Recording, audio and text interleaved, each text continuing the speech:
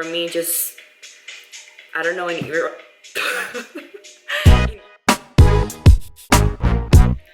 Alright, so you guys asked, and here I am delivering. On my 50K giveaway video, I mentioned that if you guys wanted me to do a video touching on how I grew my social media and how I got started, I would, and a lot of you did ask, so here I am making the video.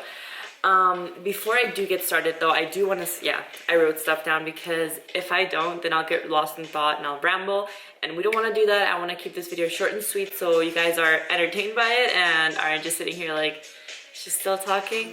But before I do get started, I want to say that I'm not a professional at this. Like, everything I know I've learned from my own experience. I'm not like the best person to maybe be listening to because I don't really have that big of a following, but that's something that's very important. It's not about the following, but the amount of support and the people that actually like believe in you and interact with you. So to me, that's the most important part. It's not about like how many people follow you. What's most important is that people are actually interacting with you, they're following your stuff, they believe in what you do. So that's one of the most important things. Let's get into it. To me, there are a few things that are most important when it comes to growing your social media, and those are being yourself, being consistent, having a theme, being relatable, being honest, being unique, and being creative. Alright, so on to the first one, being yourself.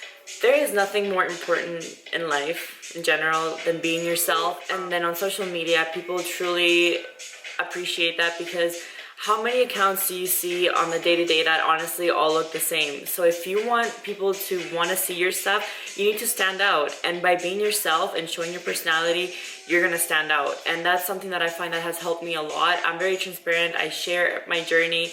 I try to do as much to kind of keep you guys in my life because I want to do that. I want to show you guys the struggles because it happens. A lot of the times what you see on Instagram are just the highlights of people's lives, and it draws this really fake image of having a perfect life, and nobody has a perfect life. So when you share your struggles and the hardships that you go through, and obviously you want to share the good things too, but being honest and just real, people will really appreciate that, and that kind of draws to being relatable because everyone goes through struggles. So why try to make this picture perfect life when that's not exactly what your life is? So people can relate and people can see that you are being real with them. They're gonna want to keep coming back to your stuff. So that's something that's really important. The thing is being consistent. That actually does apply to social media as well. Making sure that you're posting consistently.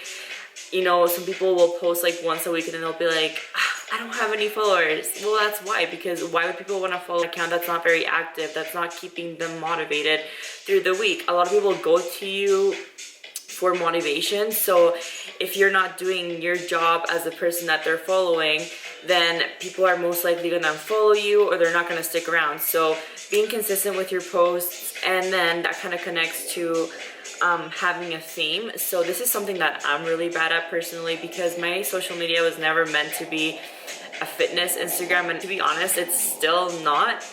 It's just my life.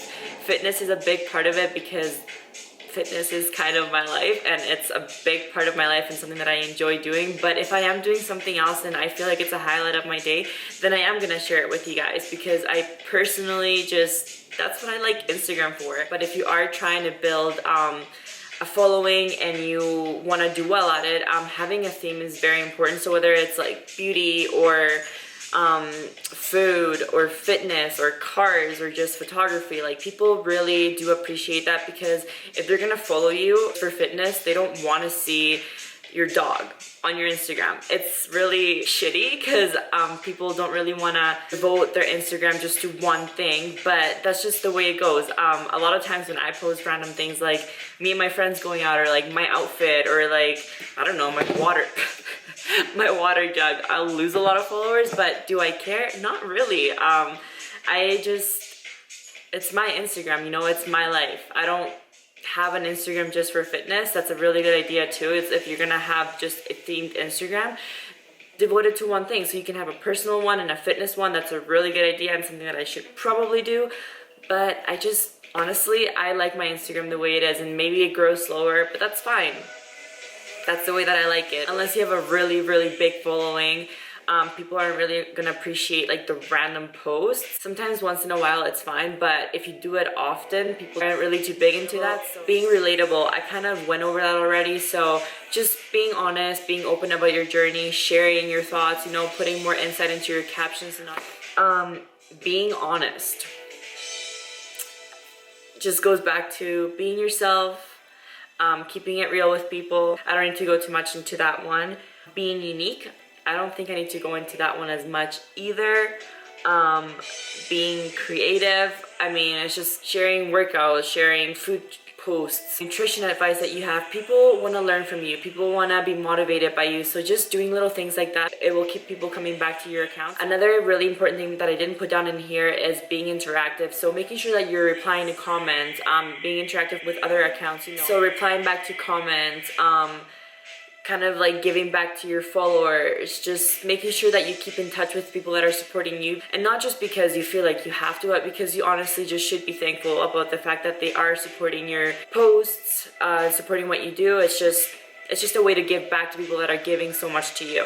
And I think honestly that is about it. Someone did ask how to build your YouTube channel, so I'll touch on that really quickly. I think there's a lot more stuff that you can do, and obviously I'm not like the best person to be answering this question because I feel like I've only been doing YouTube. Well, I've been doing YouTube, truthfully, honestly, like for about 2 years now, but I haven't taken it seriously until now. I'm actually like being more consistent with my posts, making sure that I'm creating content for you guys.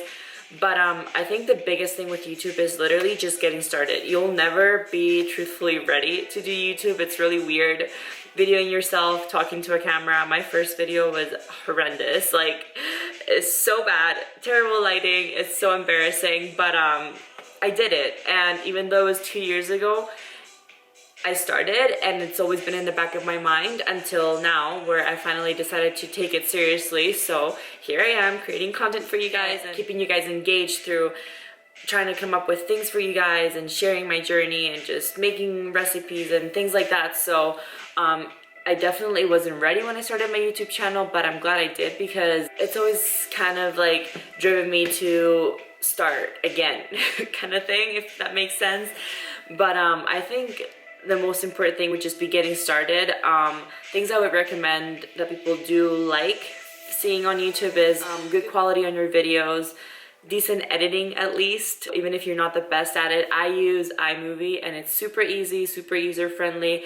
Honestly, I didn't have to even watch a tutorial. I just kind of play with it and you learn as you go. No one's a pro at it, so if you have more questions, then just Google them, obviously. Like, there's so many ways that you can learn to do these things where it just comes down to how bad you want to just start it and just do it. So, like I said, if you want to start a YouTube channel, just get started. Like, even if it's with your phone, that's how I started. I started with my phone and then I upgraded to a camera, and look, now it focuses. That was like one of the things that I love the most about my camera. But yeah, it's just getting started, making sure that you're consistent with your posts.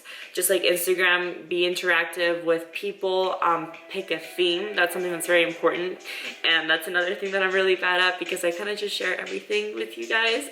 That's just how I am. I like showing everything. I'm a big advocate with balance, and I feel like showing you guys more than just fitness kind of applies to that and what I believe in. So that's why I like to keep it real, like I said.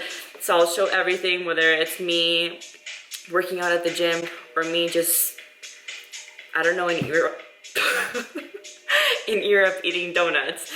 But I think that's about all I have, and I do want to make this a weekly thing at least. So I want you guys to ask me questions and I want to answer your questions. It doesn't matter what it is, literally. It doesn't have to be fitness related. Like I said, I like showing you guys everything lifestyle. So whatever questions you guys have for me, please leave them down below and I will do my best to answer them.